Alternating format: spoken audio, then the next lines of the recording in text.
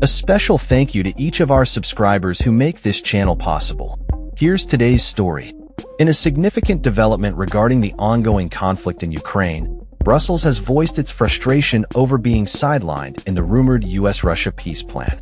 EU Foreign Policy Chief Josep Borrell has made it clear that for any peace initiative to be effective, it must include European involvement. Reports indicate that the draft plan may require Ukraine to cede territory in the Donbass region, reduce its military capabilities, and limit US military support, conditions that have already been dismissed by Kyiv as non-starters. This has raised serious concerns about European security and the EU's role in the peace process. As detailed by France 24's correspondent Dave Keating from Brussels, the lack of clarity surrounding the plan is troubling, especially given that it has not been officially confirmed by either US or Russian sources. Ukrainian officials have expressed alarm at the prospect of a smaller military force, which aligns with Russia's interests. The proposed plan, if implemented, would impose restrictions on the size of Ukrainian armed forces and halt some shipments of long-range weaponry. In return, the US would offer security guarantees, although the specifics of these guarantees remain uncertain. The European Union has been a staunch supporter of Ukraine, providing nearly $197 billion in various forms of assistance since the onset of the war. European leaders have shown no inclination to retract this military support, especially given the potential threat that a Russian victory in Ukraine poses to the rest of Europe.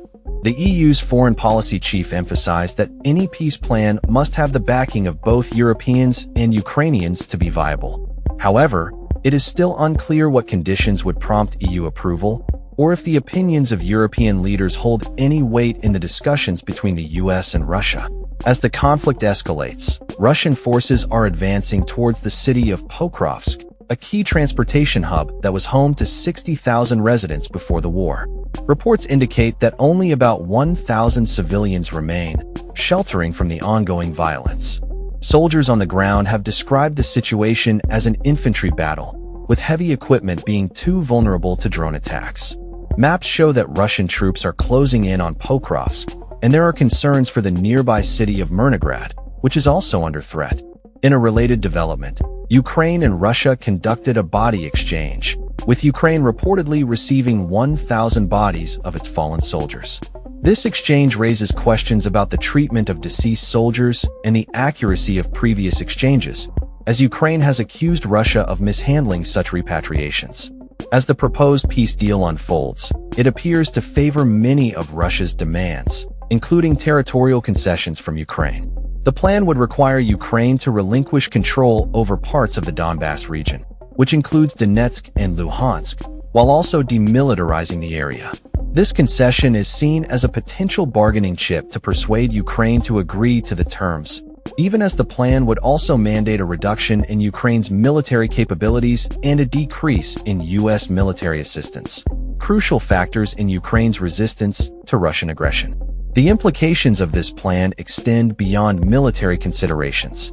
Reports suggest that it would recognize Russian as an official state language in Ukraine and provide official status to the Orthodox Church, reflecting Russia's long-standing view of Ukraine's national identity.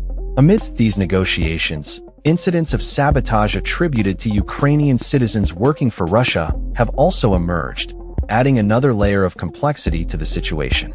On the diplomatic front, a senior White House official confirmed that President Trump has endorsed the 28-point peace plan, although it remains unclear whether Ukraine supports the proposal. Ukraine has previously indicated its willingness to freeze battle lines as a starting point for negotiations, but has stressed the importance of securing guarantees from the US and its allies. As diplomatic efforts continue, Russian missile strikes persist, with a recent attack on an apartment building in Ternopil resulting in at least 26 fatalities, including children. This attack underscores the ongoing humanitarian crisis and the urgent need for a resolution to the conflict. The situation remains fluid, and as international leaders navigate these complex negotiations, the fate of Ukraine hangs in the balance, contingent on the decisions made in the coming days and weeks. That's all for this story. We upload videos every day covering many different subjects, so hit that subscribe button to stay informed. Thanks for watching.